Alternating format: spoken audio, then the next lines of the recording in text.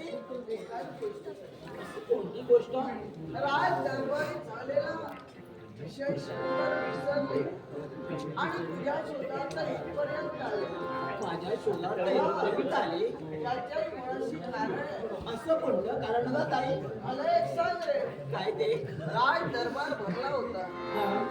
राज दरबाराच्या परत ताई?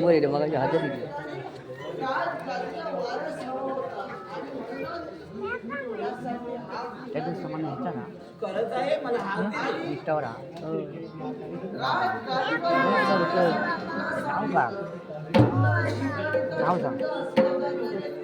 हे सर्व काही ते तुला मी कथन केलं. हे सगळं मला शिकवलं असल्या कारणाने मला त्या राजकारणात इंटरेस्ट नसल्यामुळे मी तुला सर्व काही ते सांगण्यासाठी तत्पर झाले.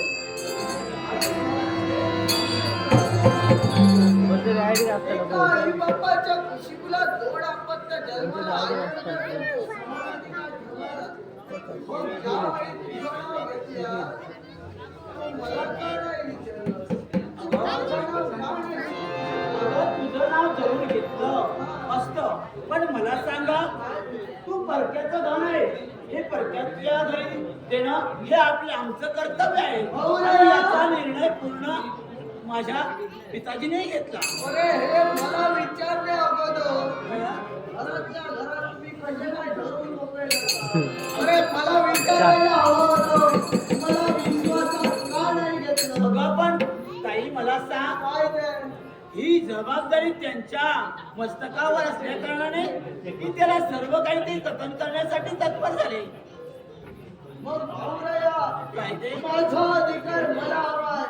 राजगादीवर मला बसायचंय. आणि मला एक सांग रे, तू म्हणतोयस मला तुझ्या पदाची गरज नाही. मी पदाशिवाय राज्य सांभाळू शकतो. मग मला एक सांग रे, काय ते? राज्यावर संकट आलं हा? त्यावेळी कुठे होता? म्हणजे राज्यावर संकट आलं त्यावेळी कुठे होतास? हे प्रश्न तू मला विचारते. याच्याही मुळाशी कारण आहे. असं कोणतं कारण? धर्मपुरता राजकर्ता राजा धर्मदत्त हा? याचा शेवट झालाय. हा? मग तू कोणत्या प्रकारे रक्षण करू शकला नाही? त्यांचं रक्षण करण्यासाठी मी तिथपर्यंत जाऊ शकलो नाही. पण मला सांगा, ज्यावेळी तुला होतं तू तिथं सर्व काही ते सांगण्यासाठी तत्पर झालीस, मग त्यांनी काय तुला निर्णय दिला?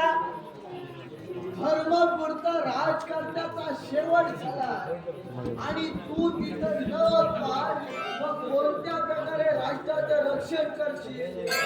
मला विचारलंय, हे मला विचारणं तुझं योग्य आहे का? मला सांग. अरे धर्मपुरता राज सर्व काही ते माझ्या या कल्पतेला केलं एवढं जाणी ठेव. सर्व काही ते माझ्या मुलग्याजवळ दिलंय आणि मला हा प्रश्न विचारतेस? याच्याही मुळाशी कारण आहे. असं कोणतं कारण? धर्मपुरता राजकर्ता म्हणजे तुझा बाप. हा? त्याचा शेवट झाला आणि शेवट होऊ नये. तू इथं अजूनही शिकार करतोस. मग कोणत्या प्रकारे राष्ट्राचं रक्षण करशील? कोणत्या प्रकारे राजकारणाचं रक्षण करणार आहे हे जर तुला प्रत्यक्ष पाहायचं आहे तर यावेळी शस्त्र तुझं घे आणि या हक्काचा मला